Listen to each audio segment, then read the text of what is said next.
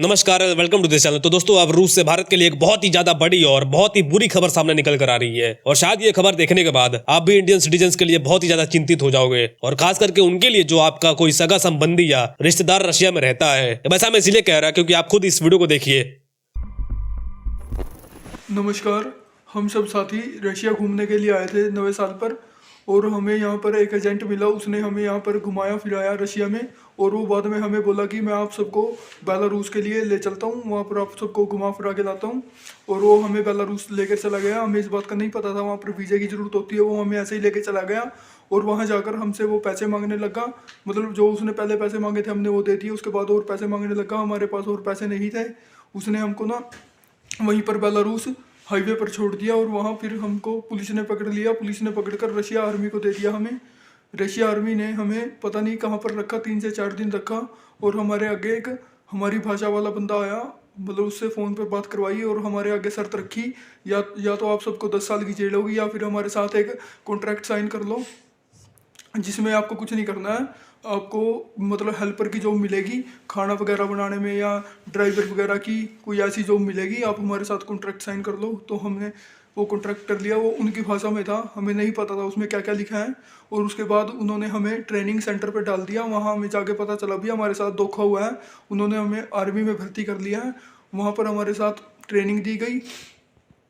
Training देने के बाद हमें यहाँ पर यूक्रेन छोड़ दिया गया। यूक्रेन हमारे जो साथी थे उनको ना फ्रंट लाइन पर डाल दिया गया है। हमारे साथ और भी साथी थे, और हम 7 बंदे हैं जो कि 1 या 2 दिन के अंदर हमें भी कह रहे हैं कि आपको फ्रंट लाइन में डालेंगे और आप सबको युद्ध लड़ना पड़ेगा।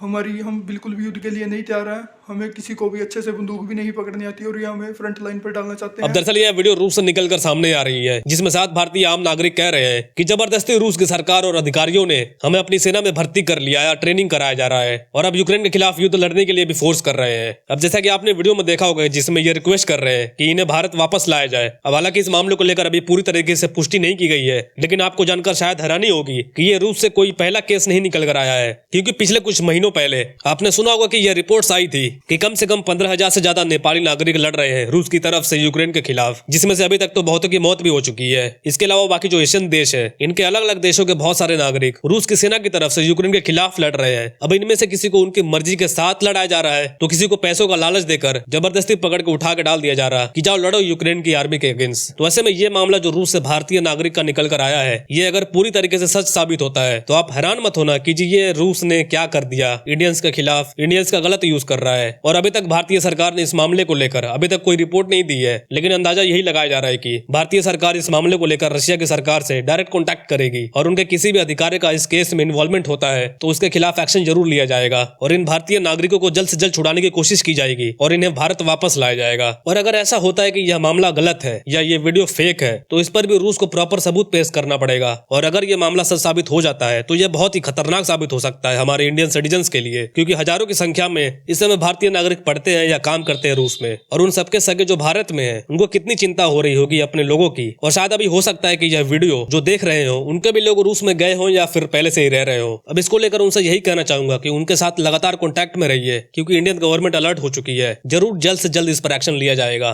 फिलहाल आज के लिए इतना। इससे जुड़े जो भी अपडेट्स आएंगी या जो भी सबूत आएंगी तो मैं आपको जरूर इन्फॉर्म करूंगा, इसलिए इस चैनल से जुड़े रहिएगा हमें सब्सक्राइब करके। Thank you very much for listening. See you in the next video.